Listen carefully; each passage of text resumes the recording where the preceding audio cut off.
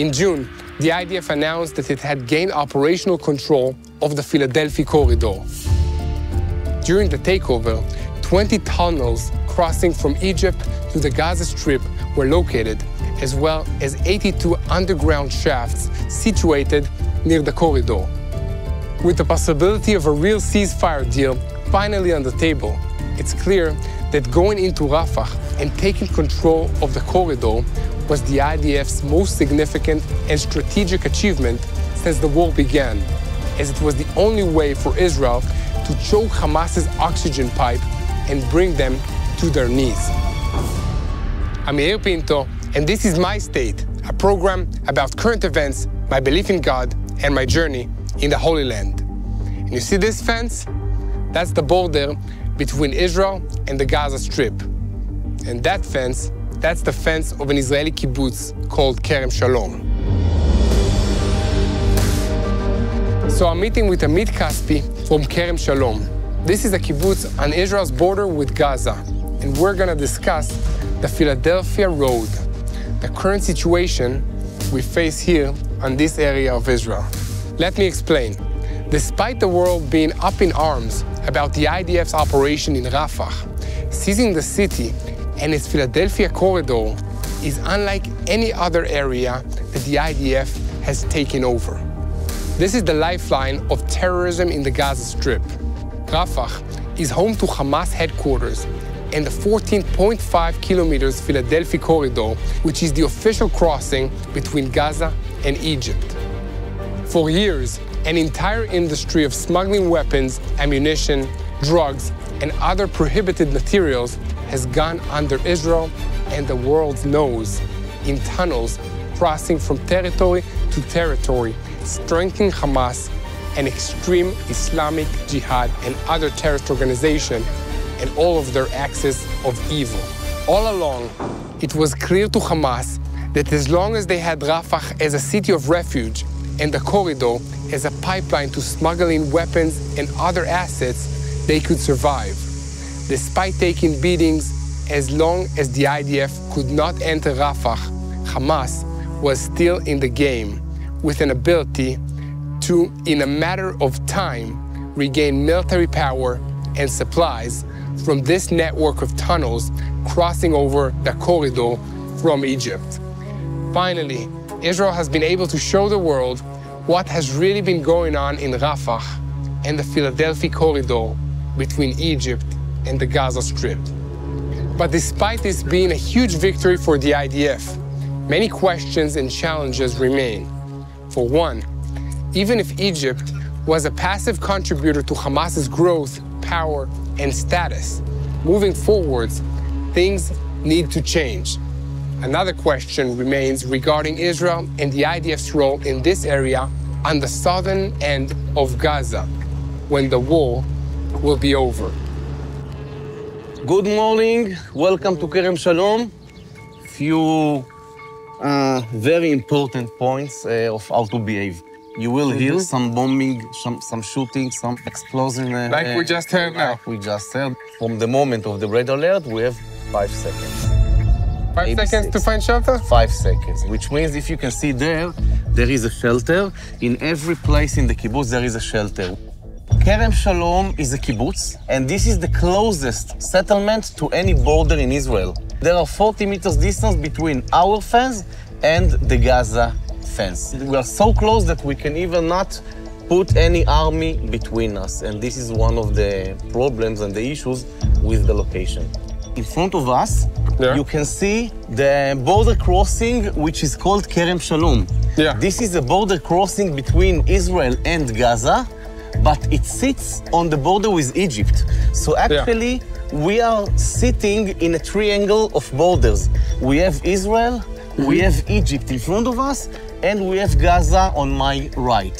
Good, and how far is the Philadelphia corridor from this So point? the Philadelphia corridor, it starts with our border with Egypt. Starting in front of us, and it goes all the way to the sea, which is the border between Egypt and the Gaza Strip. So I want to explain to our viewers the importance of Philadelphia corridor to the Gaza Strip and to Hamas. That is the only border that Gaza had with Egypt and not with Israel. So basically, all the borders of Gaza and Hamas were controlled by Israel and the IDF. And the Philadelphia corridor that borders Egypt was a border without IDF presence. And that all changed when the IDF took control of the Rafah area and the Philadelphia corridor. From this border crossing, do we provide humanitarian aid shipments into the Gaza Strip? Correct. Everything that goes into the Gaza Strip from Israel's side must go from this border crossing, because this is the only border crossing of merchandise or goods from our side. By the way, this is a very unique border crossing, because this is maybe the only border crossing in the world between enemies. Guys, these are challenging times, especially for the local Israeli production. We invite you to support Israel's economy and experience the diverse flavors, scents, and craftsmanship of the Holy Land with Artza's thoughtfully curated boxes of local products delivered right to your doorstep. And now, as a special offer to our viewers, go to artzabox.com and enter the code TBNIL to receive an exclusive 10% discount on an Artza box. We have a very long wall, which we got after the IDF went out of Gaza 20 years ago, and it protects us from direct shooting from the other side in case there is a terrorist standing next to the fence. Not from any missiles, of course, not from grenade, but from direct shooting. October 7 morning, this is the first point that we had the penetration of terrorists from the Gaza side, from Rafah, to our kibbutz. Do you see this camera of the neighbor? He saw the terrorists penetrating, and he called the chief of security to come here with the soldiers, and they just killed them. I want to see. Exactly in front of us, it's Gaza. On our left, it's Egypt. And between, next to the antenne, it's the triangle point of the three borders. Gaza, Egypt, Israel. It's very important to say that the kibbutz is almost empty from civilians. You can see my home, it's actually evacuated for the last 9 months. No one lived inside. Definitely. This area was established in the last few weeks in a memory of my two friends which got killed on October 7 while protecting the kibbutz as a part of the defense force. We have a shelter every 100, 200 meters inside the kibbutz, because in every place that we are standing and walking or running, we must have a place to run and hide. We have only 5 seconds. I can tell you that during wars, when I want to take my dogs outside, I must actually measure and calculate in every minute that I'm 5-6 seconds of running from shelter. Otherwise, I cannot walk. So how does it feel to live next to the Philadelphia corridor before the 7th of October? We had a few terror attacks on Israel and on the kibbutz specifically, which are related to the Philadelphia. For example, we had 20 years ago the very known terror attack. The terrorists blew the tank with all the soldiers, and their friends were looking for the parts on the ground. We heard it from here, of course. It was a really traumatic event. All these years, we also are suffering from missiles, which I know that they are aiming to hit the border crossing, and they are probably getting fired from the Philadelphia area or the Rafah area. It's a very sensitive area. So this is the window. This was created by the army for probably some military needs. This is the only place you can see the border from, because of the location and because of the fence.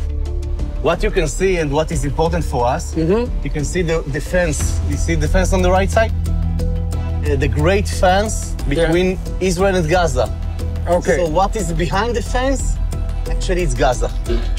Okay, I see all the trucks. I see lots of trucks. Yeah, probably the trucks are waiting to get into the border crossing, which is in front of you. See the border crossing? In front of you, exactly. And that is Egypt already? This is Egypt. And if you can see the yellow pump, the yellow pump actually is going exactly from the Israeli side to the Gaza side. And behind it, this is Egypt and the Philadelphia corridor. The Philadelphia corridor is right next to the yellow and going to the right till the sea. All the way to the sea. Exactly. Yeah. By the way, guys, we see dozens of trucks lining up, waiting to enter into the Gaza Strip. Okay?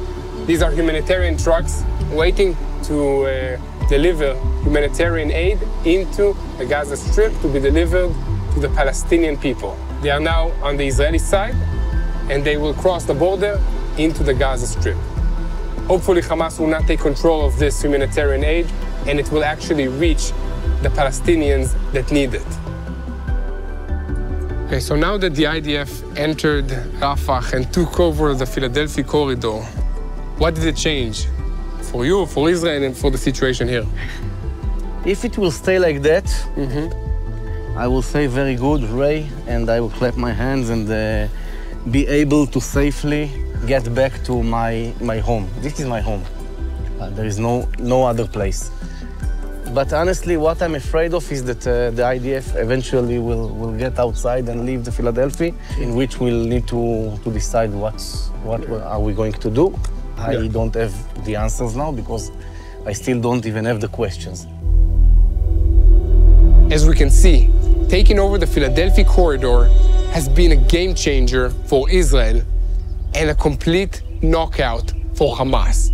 But there are still many challenges ahead in securing a safe day after this war for all of us in this area.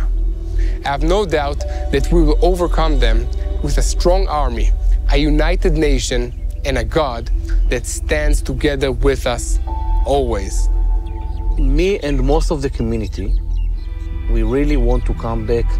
We are proud of the place, even that you can say it's dangerous, it's located in a very, I don't want to say bad place, but a tough place. We know that this is home. This is the only place. I really feel great, secured, homey when I'm here. But bringing back wife and kids will demand new security measures. We cannot go back to October 6th. So I cannot see Hamas back on the fence 40 meters from us, and we don't know what will happen. But we know that we are coming back.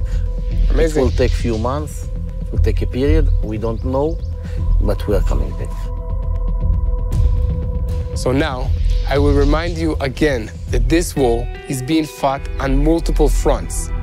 Okay, the IDF is winning with troops, with its military, but we are losing the battle for the truth and for the public's opinion. So please help us share what really is happening in Israel by sharing these videos.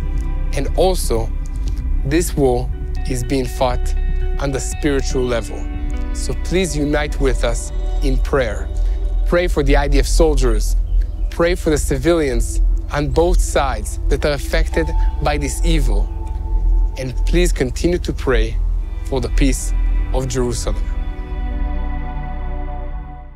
Hello, this is Mati here in Jerusalem with TBN Israel. This is Yair Pinto from TBN Israel here in Jerusalem. TBN Israel is keeping viewers informed with Israel-focused news, culture, and what God is doing in this land. Support TBN Israel today online at tbn.org/Israel. Thank you.